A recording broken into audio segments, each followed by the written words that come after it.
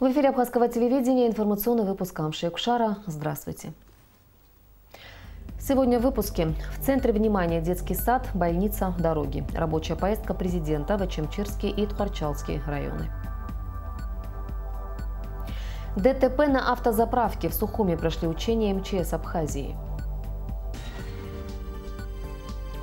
Стипендии лучшим студентам. Аквафонд продолжает традиции. Сегодня президент Рауль Хаджимба совершил рабочую поездку в Очимчирский и Тхорчалский районы. Глава государства проинспектировал строительство детского сада в Очимчире, больницы в Тхорчале и дороги в селе Бедия. Строительство объектов идет за счет российской инвестпрограммы на 2017-2019 годы. В Очимчире существует острая нехватка в дошкольных учреждениях, и появление нового современного детского сада в одном из самых густонаселенных районов города, безусловно, частично решит проблему. Строительство объекта началось в июле прошлого года в рамках российской инвестпрограммы содействия социально-экономическому развитию Абхазии на 2017-2019 годы. Старое здание было полностью демонтировано. Сейчас здесь завершены все монолитные работы, установлены стеклопакеты, уложена кровля. Подведены водопровод, канализация и электричество. Детский сад рассчитан на 100 мест. Сметная стоимость объекта с оборудованием и мебелью – 129 миллионов рублей. На данном этапе мы закончили фактически полностью благоустройство территории, закончили фактически все мокрые работы, то есть штукатурку, шпаклевку внутри здания. Закончили сети по электрике, воде, канализации, по вентиляции. Фактически мы уже готовы к финишным работам. Генеральный подрядчик стройки – государственная компания «Пснергылера», руководитель которой Тимур Ткибучава рассказал президенту о ходе строительных работ. На данный момент освоено порядка 80 миллионов рублей. Сдача детского сада в эксплуатацию планируется в конце первого полугодия 2019 года. В прошлом году было освоено по лимиту 40 миллионов рублей. В этом году у нас, стоит лимит 49 миллионов, но нам там осталось освоить в этом году чуть меньше 10. То есть до конца этого года, и мы укладываемся, в принципе, в сроки. Строительство дороги в селе Бедия Тхорчалского района началось в 2017 году. На эти цели из инвестпрограммы было выделено 60 миллионов рублей. Общая протяженность всей дороги 11,5 километров. 6 из них уже заасфальтированы. Закончить строительство должны были в конце текущего года. Однако в ходе работ выяснилось, что 4 небольших моста находятся в аварийном состоянии. И прежде чем приступить к асфальтированию оставшегося участка дороги, нужно их заново построить. Необходимые средства для строительства мостов были выделены из республиканского бюджета. Вот эти 4 моста, которые мы в данный момент строим, они не были предусмотрены инвестиционной программой, и поэтому, руководство страны приняло решение профинансировать эти 4 моста. И практически мы в данный момент уже работы, как вы видите, завершаем. 2 моста у нас уже готовы, 3 уже на стадии завершения, и еще один мостовой переход, он будет сдан вместе с тем первым мостом, на котором мы были. Цена контракта 9 миллионов рублей. Работы мы начали где-то около месяца назад. И, в принципе, если бы не погодные условия, уже бы, наверное, и неделю назад завершили. Но вся та неделя нам не давала работать. В 2017 году все освоили. В 2018 мы приостановили из-за состояния мостов. Те средства, которые сейчас осталось освоить на дорогу, около 10-12 миллионов, мы переносим на первый квартал, потому что январь-февраль, вы понимаете, какие у нас погоды, более или менее март, который нам позволит приступить. Но до этого будем работать на земполотне, то есть кюветы, трубы, где-то население высказывает, что недовольство, будем смотреть, менять. Следующий объект, который осмотрел глава государства – Тхорчалская центральная больница, также восстанавливаемая в рамках инвестпрограммы на 2017-2019 годы. Здесь уже завершены все основные строительные работы. Проектом предусмотрено 3 лечебных корпуса. В 2 из них будет располагаться стационар, в 1 – поликлиника.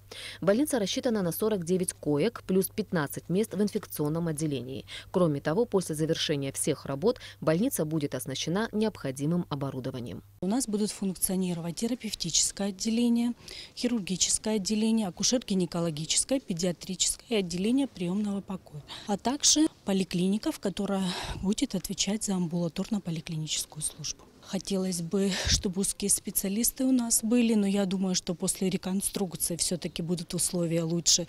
И узкие специалисты будут. На данное время у нас 2 хирурга, анестезиолог, реаниматолог, терапевты, невропатологи, дерматовенеролог и рентгенолог. Рауль Хаджимба высоко оценил темпы и качество проводимых работ. Кроме того, как отметил глава государства, строительство Тхорчалского рынка также будет завершено в ближайшее время. Темпы достаточно хорошие. Главное, чтобы вот все те объемы финансирования, которые мы предполагаем, были бы получены. И, несомненно, все работы будут завершены в соответствии с теми сроками, которые мы наметили. В первую очередь, дорога, которая связывает Тхорчал с селами Беди и другими селами района. Это важная дорога. Люди должны попасть сюда, в город, выехать. Вопросы и обеспечения транспортом, и вопросы лечения, и вывоза людей в случае необходимости. Я думаю, что это создаст определенные возможности для того, чтобы город совершенно по-другому выглядел. Рынок, о котором мы много говорили, и те оставшиеся средства, необходимые для того, чтобы рынок был завершен, он будет тоже закончен, этот объем работ. Таким образом, детский сад в Ачамчере и дорога в селе Бедия должны быть сданы в эксплуатацию в первой половине 2019 года. Что касается больницы в Тхорчале, то это медицинское учреждение начнет принимать пациентов в конце следующего года. Завтра, 6 декабря, состоится заседание сессии Народного собрания парламента Республики Абхазия. В повестке дня 10 вопросов. В их числе постановление проекта закона о ратификации соглашения о сотрудничестве между правительствами Республики Абхазия и Сирийской Арабской Республики и о ратификации договора о дружбе и сотрудничестве между Республикой Абхазия и Сирийской Арабской Республикой. Парламент также рассмотрит законопроект о республиканском бюджете Республики Абхазия на 2019 год и бюджеты различных фондов. В декабрьском номере британского нумизматического журнала «Коинс» опубликована статья «Банк Абхазии о монете «Абхазская сотня». Статья с иллюстрациями новых абхазских монет абсаров. На фотографиях изображены аверс и реверс памятной монеты «Абхазская сотня», посвященной 100-летию окончания Первой мировой войны и воинам из Абхазии, сражавшимся в составе Абхазской сотни черкесского полка. Около 500 абхазов воевали в разных полках Кавказской конной дивизии. За отвагу и храбрость, которую они проявили в годы войны, многие были отмечены высшими наградами Российской империи. Памятная монета «Абхазская сотня» номиналом 100 абсаров была выпущена Национальным банком республики в октябре 2018 года ограниченным тиражом в 100 единиц. Их можно приобрести в коммерческих банках страны. 11 ноября этого года в мире отмечалось столетие окончания Первой мировой войны, и особое внимание этой тематике уделяется именно Великобритании и странах британского содружества. Различными монетными дворами были выпущены монеты, посвященные этому событию, и Нацбанк не остался в стороне от этого события, выпустив также памятную монету. И поэтому нам показалось целесообразным опубликовать информацию именно в британском журнале. Редакция журнала очень заинтересовалась нашей статьей, так как помимо того, что монета действительно очень красивая, она редкая, коллекционная. В статье мы даем еще историческую справку, исторический контекст о том, как наши воины сражались в составе этой дивизии. Мы используем нумизматический мир, можно сразу сказать, как площадку для популяризации не только наших монет, но и для популяризации нашей страны, так как через монеты мы пытаемся заявить миру о себе, как о самостоятельном эмиссионном центре и как о государстве. Министерство по чрезвычайным ситуациям провело пожарно-спасательные тактические учения по отработке действий по ликвидации последствий дорожно-транспортного происшествия на автозаправочном комплексе «Роснефть». К учениям было привлечено около 50 человек из числа спасателей, психологов, медицинского персонала. Наблюдал за ними министр по чрезвычайным ситуациям Абхазии Лев Квициния. Репортаж Сарии Смар. ДТП в автозаправочном комплексе «Роснефть» произошло примерно в 15:00. Столкнулись легковой автомобиль марки «Ауди» и цистерна для перевозки топлива. На момент столкновения существовала угроза взрыва, что и послужило немедленному вызову спасательных служб. По легенде учений, дежурный караул пожарно-спасательного отдела по охране города Сухум и Сухумского района и отделение ПСО Центра Пламя прибывает на место происшествия в течение 5 минут. К моменту их прибытия огнем охвачены оба автомобиля, а из-за деформации транспортных средств водители были зажаты и нуждались в немедленной госпитализации. Сотрудники служб спасения в экстренном порядке приступают к тушению огня и извлекают пострадавших.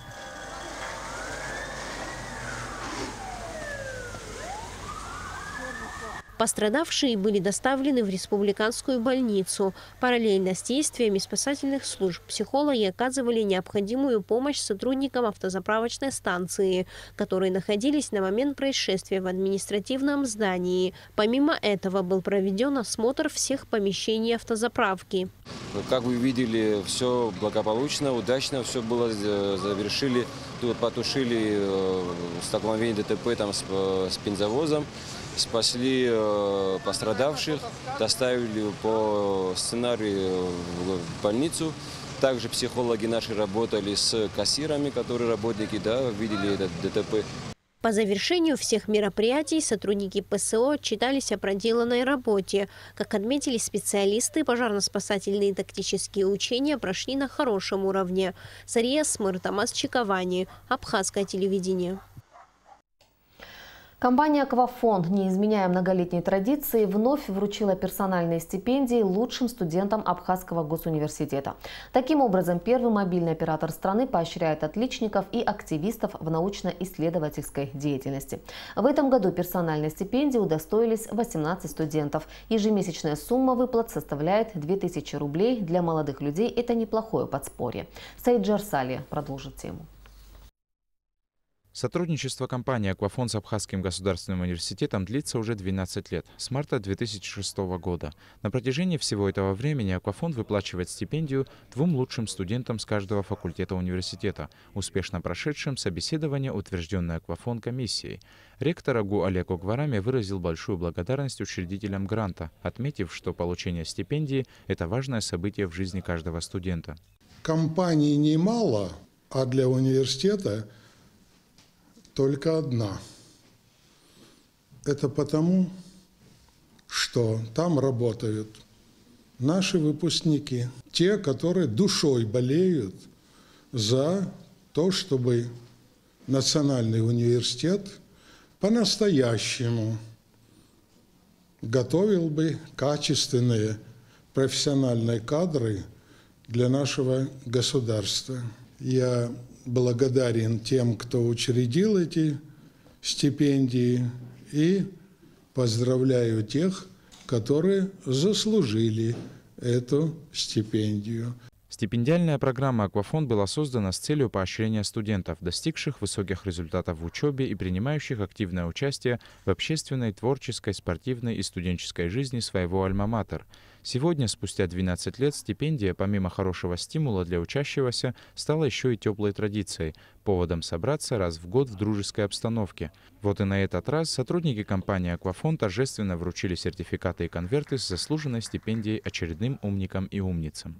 Для нас сегодняшний день своего рода минутка славы, которая тоже является стимулом для нашего дальнейшего развития и самосовершенствования. Ну и, конечно же, спасибо моему университету. Спасибо. Я хочу сказать спасибо компании «Аквафон» за то, что они дают нам такую возможность, стимулируют нас. Спасибо также хочу сказать АГУ и нашему экономическому факультету. Спасибо большое. Отрадно, что проект стипендии в АГУ не только живет, но и развивается. В 2014 году руководством компании было принято решение об учреждении еще одной персональной стипендии имени Омара Бейгуа, писателя, ученого, одного из лидеров кавказской диаспоры. Эта стипендия адресована студентам из числа репатриантов и нацелена на поддержку их интеграции в наше общество.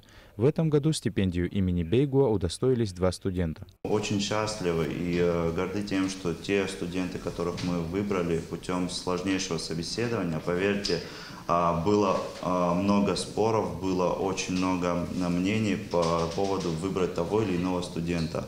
И сегодняшний день – это день, когда мы признаем их заслуги и в первую очередь благодарим, наверное, не только их труд за то, что они учатся, стараются, но и всех преподавателей, весь преподавательский состав во главе с уважаемыми деканами факультетов, потому что ваш подход, то, как вы поставили работу, это отражение тех студентов и той молодежи, которая завтра будет строить наше будущее. Для студента деньги не бывают лишними, однако работать и учиться – задача серьезная, особенно если молодой человек хочет получить качественное образование.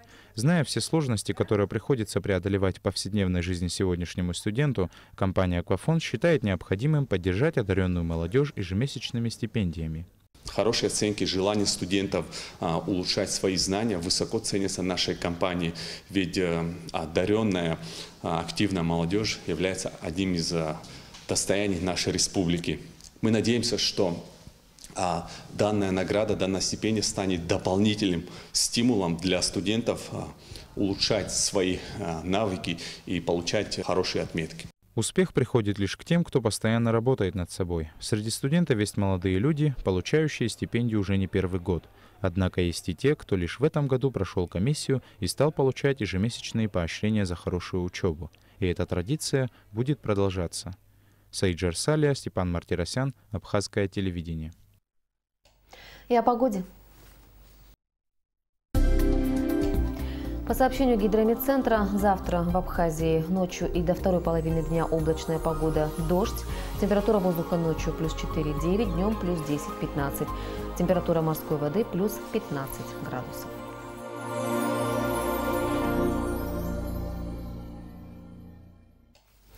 Информационный выпуск завершен. Я прощаюсь с вами. До встречи в эфире.